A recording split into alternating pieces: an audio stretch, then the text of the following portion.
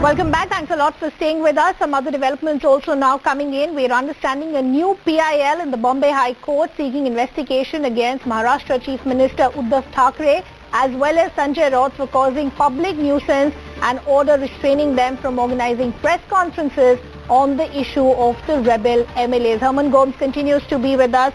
Herman, there is already a summon by the ED as far as Sanjay Raut is concerned. Trouble continues to mount for the Shiv Sena, Thackeray's and Sanjay Raut. But talk to us about this new PIL and what is it asked for?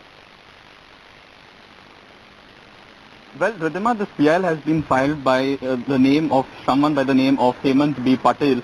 He says that he is a social and political activist who is the president of Bharat Against Corruption political and social organization, which is registered with the Election Commission of India, having its office in Pune. Now, what he is essentially saying is that ever since this rebellion has begun, Raut had said during the, and I'm quoting, this is from, looking into this PIL that has been filed, he says that ever since this rebellion had been looking into the circumstances and facts and the helpless situation of the police machinery in respect to violent protests with damaging public property, the petitioner has made the representation to the respondents 2 and 4, which is Uddhav Thackeray and Sanjay Raut, in detail asking for action against them. He also goes on to state that ever since this rebellion, so as to say, has begun, it has caused utmost public nuisance. So this PIL is more into the public interest of the people and the citizens. It also goes on to state that as of now, it goes on to state that it asks, in fact, the Bombay High Court to kindly be restrained by an order on direction to pass a particular restraint against Sanjay Raut and Uddhav Thackeray, who are right now what he calls as public nuisance because they're having constant protests that are breaking out in various parts in support of Uddhav Thackeray, and that is causing a lot of nuisance to the police machinery, particularly which is already understaffed. So these are the reasons why you have this PIL now being filed before the Bombay High Court, more into the interests of the police machinery as well as the general public. Herman, I request you to stay on with us. Our colleague Vinay Deshpande also continues to be with us. Vinay, I want to talk to you also about this very crucial key cabinet meet that will take place sometime in the evening, which has been called by Uddhav Thackeray. What can we expect as far as this meeting is concerned? Well, as of now, we are being told that there is an official agenda in place and that the government will discuss some of the proposals that are there in front of it. With respect to several departmental work, this is being called an administrative meet, which will take up some of the important issues. As of now, there is no buzz about any political decision that may likely be taken, though there is likely a discussion on the political issues. Remember, when a cabinet minister meeting is convened, there has to be an agenda of the meeting, and that agenda most of the times cannot be a political one. It will have to show the kind of administrative work that will be taken up. So on that agenda, though not yet out, we are learning that it pertains to several administrative decisions that the cabinet is slated to take. Whether this cabinet will also discuss political issues, whether there will be discussion on what steps are to be taken further. Ostensibly, these are political decisions. We are being told that they do not happen during the cabinet meeting. At least the decision with respect to cabinet cannot happen at that time. So it will still remain to be seen as to whether this will be merely administrative or whether there will be any discussion on what steps the government can take to tackle this, whether they will think of dissolution of the assembly. In that case, will the cabinet then propose to the governor for the dissolution of assembly? All these questions right now remain unanswered, even as we wait for the official agenda of the cabinet meet, which has been postponed by 2.5 hours and will take place at 5 o'clock today. Okay, Vinay, keep tracking all those developments for us. I'd like to thank my colleagues. We'll continue to go back to them right through the day. Our guests also continue to be with us, senior journalist S. Balakrishnan and lawyer from the Supreme Court, Aashutoshsrivastava. Thanks for patiently waiting, both of you. Ashutosh, let me come to you first, because now it's becoming more and more clear that possibly we could see a floor test before the 11th of July. I essentially want to understand, can the governor call for a floor test at a time when the case is still sub judice? Because we do know that the next hearing is on the 11th of July.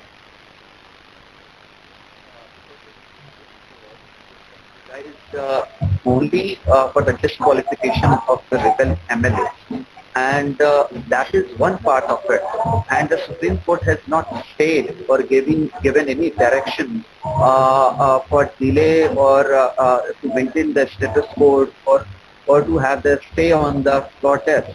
Now, as per Article 163 of the Constitution of India, the governor has all the powers to bring the floor test and just to find out if the government is having a majority on the floor or not.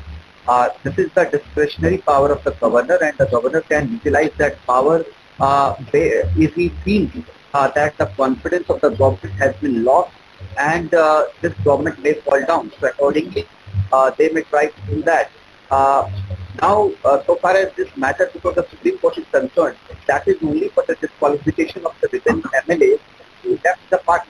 Now, these MLAs, they claim that they have drawn the word of the total elected members of the Shiv Sena, and considering Clause 4 of the 10th schedule of the Constitution, they can either merge with any other political party or they can even continue as a separate group. So that is a separate team by the we'll just try and fix that, Ashutosh, and we'll continue this conversation. We'll just fix that audio issue. We seem to be having a patchy connection. But as Balakrishnan, let me bring you in now. As I said, it's now becoming more and more clear that you'll have the Shinde camp reaching Mumbai on Thursday, is what my colleague Vinay Deshpande is picking up. They'll go to the governor, ask, for a floor test. मी आमदार सुहास कांदे, आदरणीय हिंदुत्व सम्राट सरसेनापती Balasaheb Thackeray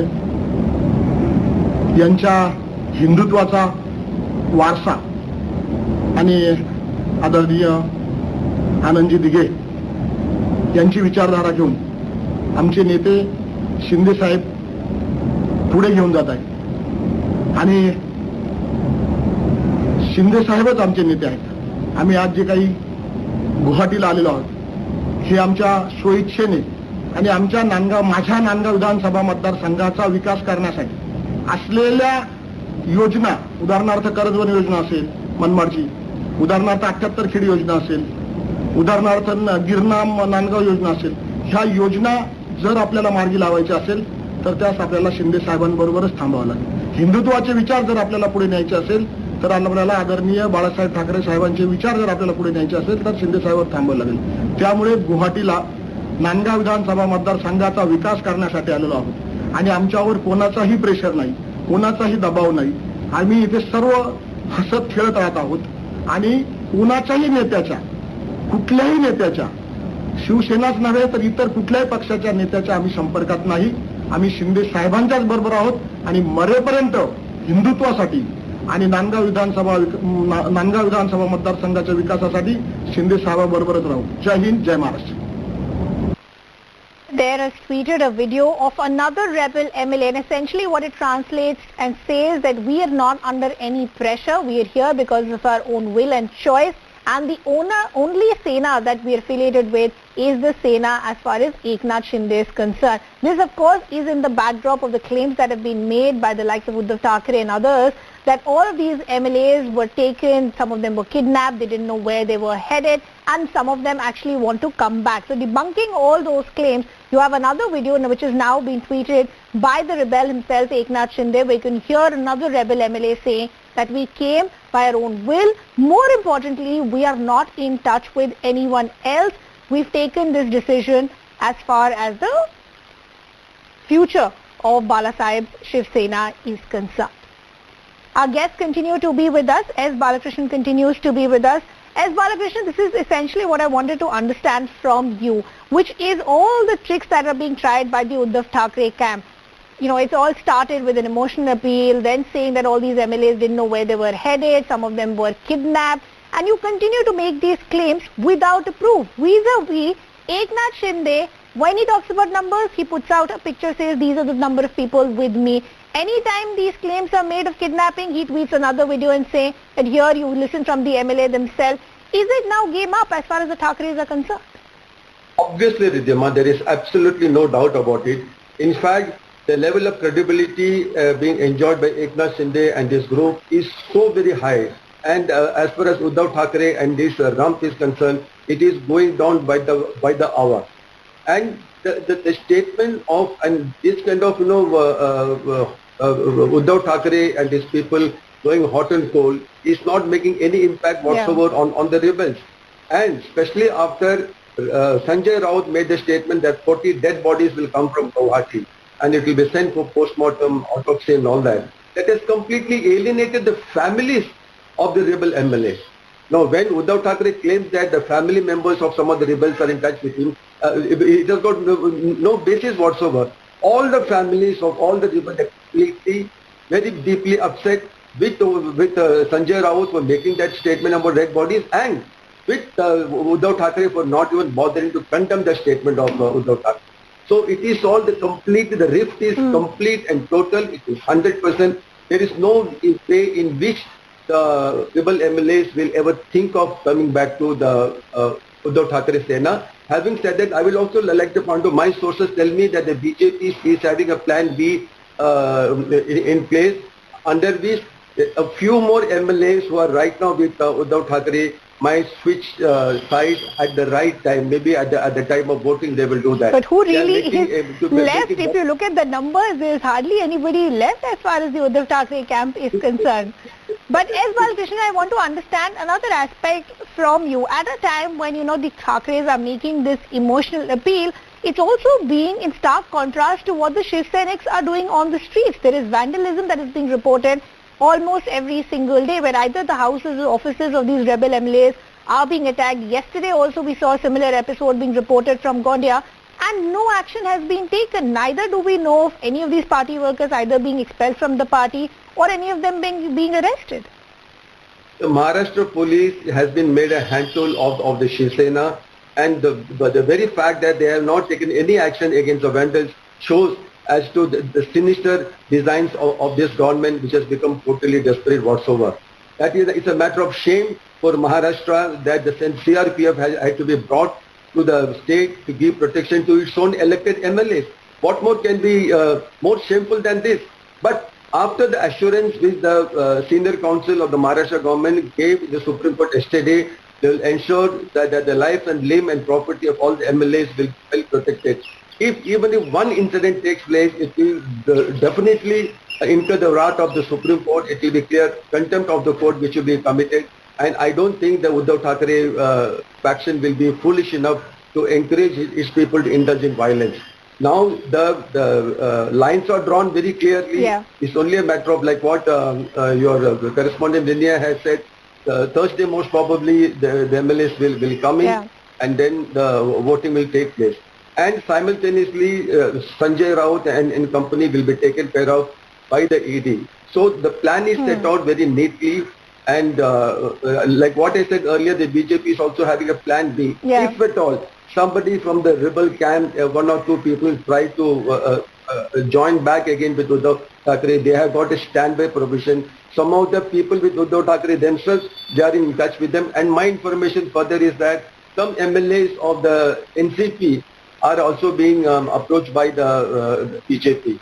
So they have a foolproof plan in place, and you must bear in mind the fact that the stakes in the present developments in Maharashtra is the highest for the BJP. It has staked its all in terms of politics, in terms of manpower, in terms of finances, everything.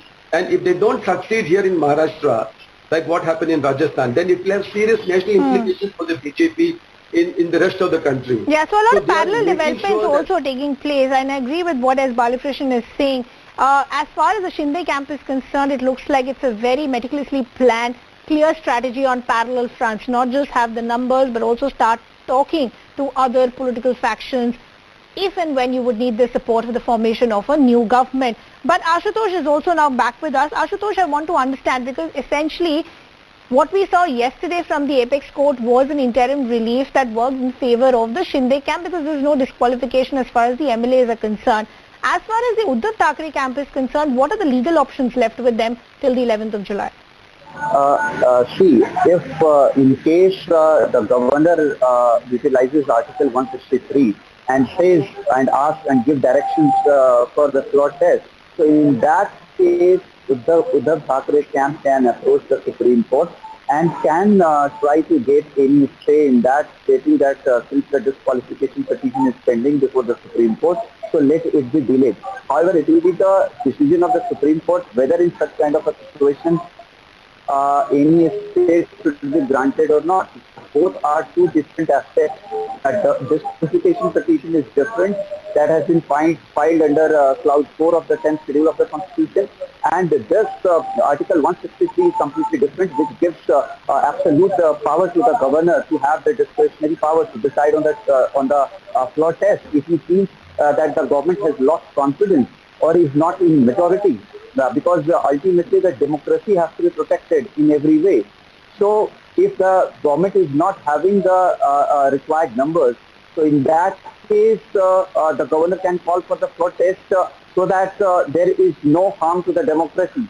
But at the same time, obviously once the notice or any notification or any sort of information is given by the governor about his intention to call for the floor test, so in that case, Uddhav Thackeray and his team can approach the appropriate court, including the Supreme Court, to delay the issue till the disqualification petition which is pending is decided.